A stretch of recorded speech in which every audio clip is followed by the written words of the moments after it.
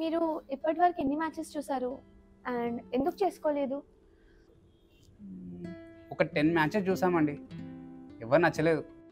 10 మెంబర్స్లో ఒక్కరు కూడా నచ్చకపోవడానికి కారణం ఏంటిది? అంటే ఏ అమ్మాయిని చూసినా నా సోల్మేట్ అని ఫీల్ రాలేదు, సో నచ్చలేదు. ఓకే. అయ్యో, నేను 30 పైగా చూసానండి, వాళ్ళకి ఎవ్వరికి నేను నచ్చలేదు. అదేంటిది? మీరు నచ్చకపోవడం ఏంటిది? రీజన్స్ కనుక్కున్నారా? రీజన్ ఏంటంటే నేను నిజం మాట్లాడతాను కాబట్టి వాళ్ళకి నచ్చలేదు. అచ్చా, ఏంటో ఆ నిజాలు? అయ్యో, మొదటి పెళ్లి చూపుల్లో అమ్మాయికి ఒక క్వశ్చన్ అడిగింది, ఎలా ఉన్నానని చెప్పేసి. నేనేమన్నాను, నువ్వు బాగానే ఉన్నావు కానీ కొంచెం మేకప్ ఎక్కువైపోయిందని అన్నా. కథం ఒక్కడి పీకి వెళ్ళిపోయింది. సెకండ్ది కూడా సేమ్ అలానే క్వశ్చన్ అడిగింది. అప్పుడు నేను అన్నాను, నీ ముక్కు కొంచెం వంకర ఉంది అన్నా. Same repeat. కానీ నాకు తెలియక అడుగుతాను, మీ అమ్మాయిలు మిర్రర్లో మేము ఫేస్ చూసుకుంటారు కదా, మళ్ళీ ఎందుకు అడగడం? అబద్ధం చెప్తేనేమో ఫీల్ అయిపోతారు, నిజం చెప్తేనేమో హర్ట్ అయిపోతారు. మళ్ళీ ఏం చెప్పాలో అర్థం కాదు మాకు. మీ అమ్మాయిలు ఈ అబద్ధంలో హ్యాపీనెస్ వెతుకుంటారు కదా, మీ వల్లే అబ్బాయిలందరూ అబద్ధాలు చెప్పడం స్టార్ట్ చేశారు. నిజాన్ని తీసుకోవడం మీరు నేర్చుకుంటే మా అబ్బాయిలకి అబద్ధాలు చెప్పే ఛాన్స్ రాదు. నేను మా అమ్మ నాన్నకి ఒక్కదానే కూతురు. పెళ్ళయ్యాక మీ పేరెంట్స్ రెస్పాన్సిబిలిటీ ఎలా తీసుకుంటానో మీరు నా పేరెంట్స్ రెస్పాన్సిబిలిటీ అలానే తీసుకుంటారా?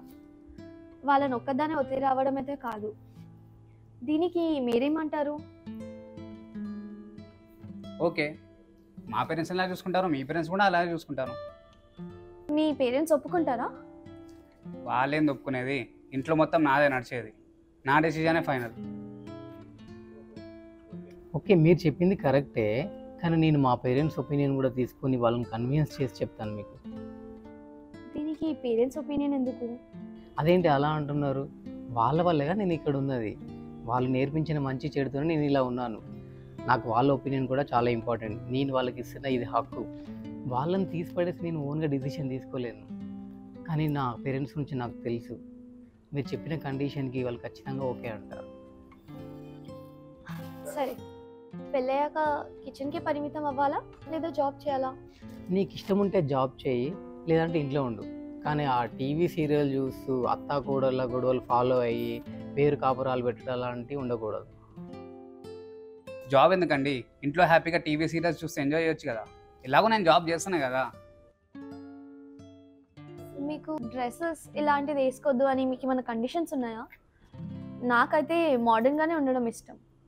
మీరు ఎలాంటి డ్రెస్సెస్ అయినా వేసుకోండి, నాకు ఎటువంటి అబ్జెక్షన్ లేదు. ఎందుకంటే నేను అంత పొసెసివ్ కాదు కదా. చూడు, మనది సామాజిక వ్యవస్థ. ఈ వ్యవస్థలో మనకు కొన్ని కట్టుబాట్లు ఉన్నాయి.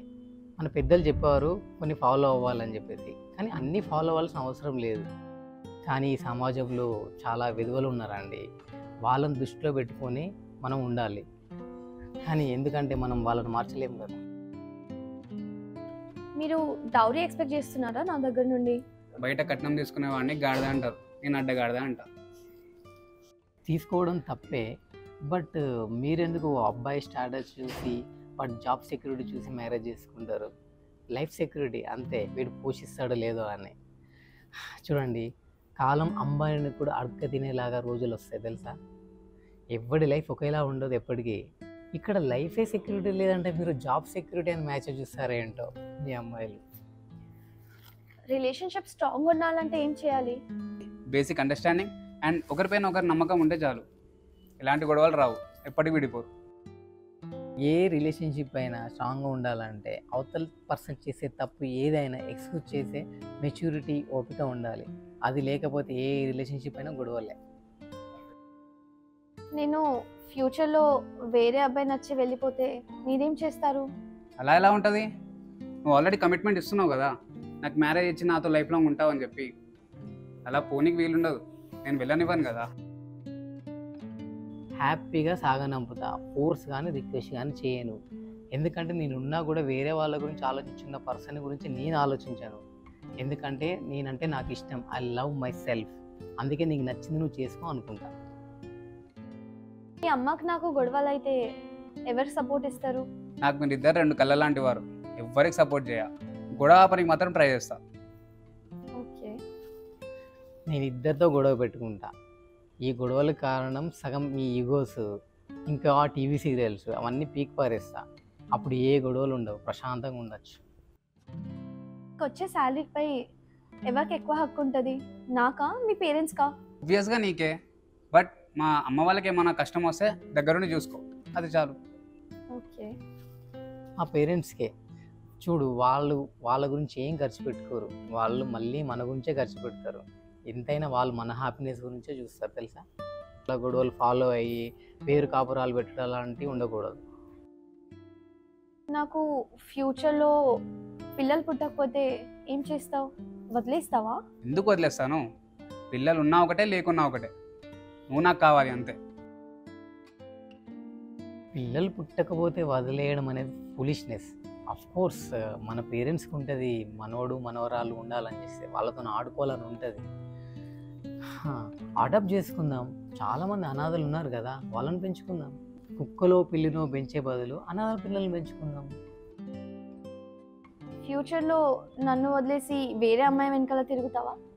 తిరిగితే ఏం చేయాలి?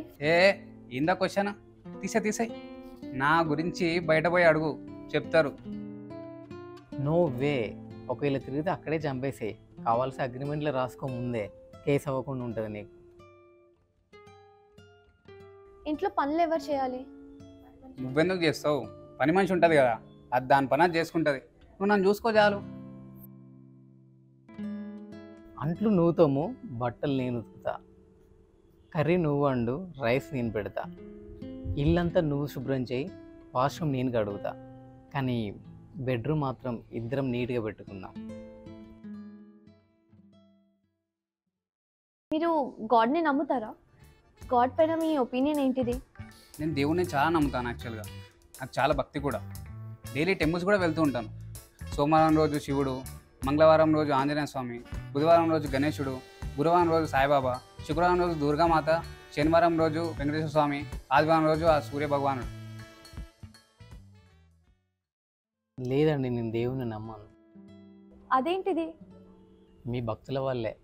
ఎందుకు? అరే ఆకలేస్తుందిరా బాబు అంటే ఎవరిని పట్టించుకోరు మనుషుల్ని.